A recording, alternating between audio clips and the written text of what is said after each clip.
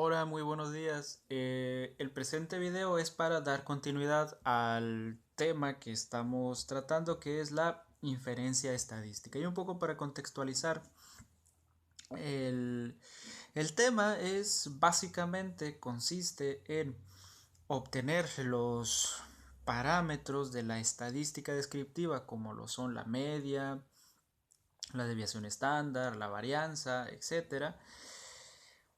Calcular esos estadísticos descriptivos de la población, pero a partir de obtener una muestra representativa de esa población.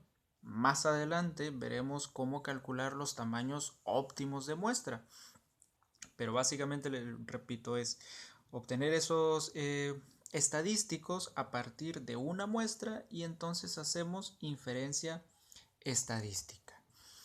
¿Por qué lo hacemos así? Porque en muchos de los casos, cuando se realiza algún tipo de investigación, es muy complejo, en algunos casos costoso y hasta innecesario, tener todos los datos de toda la población, porque podemos echar mano de la estadística inferencial y entonces poder hacer precisamente inferencia de los parámetros de la estadística descriptiva que nosotros necesitamos para caracterizar a la población.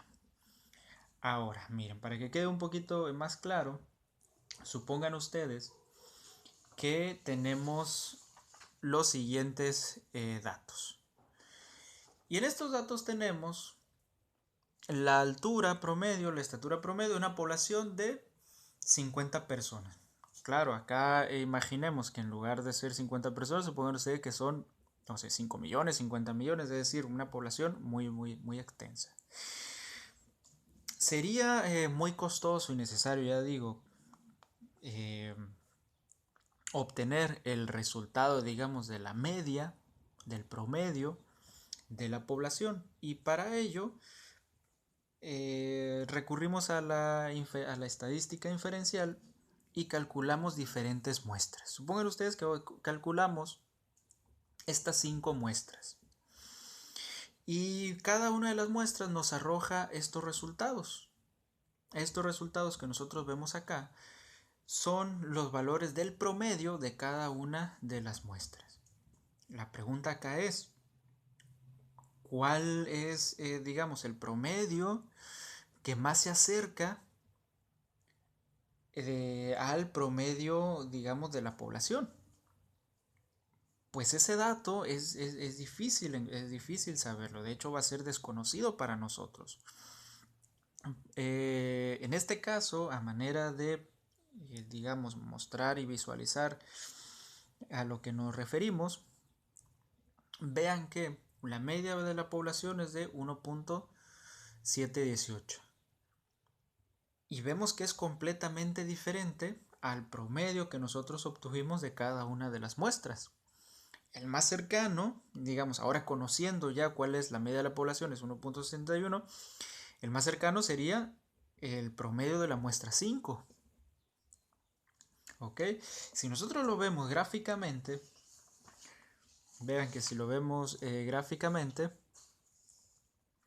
vamos a tener que algunos resultados de las muestras van a estar por encima. Esta línea me representa, ¿sí?, la media de la población y las barras me representan el promedio de las muestras. Algunas vemos que van a estar por encima del valor real y otras van a estar por debajo del valor real. Nosotros sabemos que el valor real de la población es 1.7184 y el más cercano es la muestra 5, pero nosotros no lo sabemos. Cuando hacemos estadística inferencial no sabemos cuál es el valor más cercano. Y entonces vemos, notamos que el valor que nosotros elijamos al azar, porque esta es una cuestión de elegir personas, una muestra se elige siempre al azar. Supongan ustedes que elegimos la muestra 3, pero en otra investigación otra persona obtiene que la muestra, que su parámetro es de la muestra 4, entonces hay una diferencia entre mostrar, digamos, que la media de la población es 1.69 contra 1.78. Entonces acá hay un rango. Y entonces eso es, digamos, lo que da pie a calcular y estimar los intervalos de confianza. Y para que nos quede un poquito más claro, vamos a ir de a poco calculando algunos intervalos de confianza para cada uno de los parámetros de la estadística descriptiva. En este caso vamos a empezar por calcular o por estimar los intervalos de confianza para la media o el promedio de una población. Esta fórmula nos representa el cálculo. Esta fórmula me va a representar, ya digo, el cálculo del intervalo de confianza para la media cuando se conoce la varianza. Ya veremos cuando no se conoce y veremos qué es lo que sucede.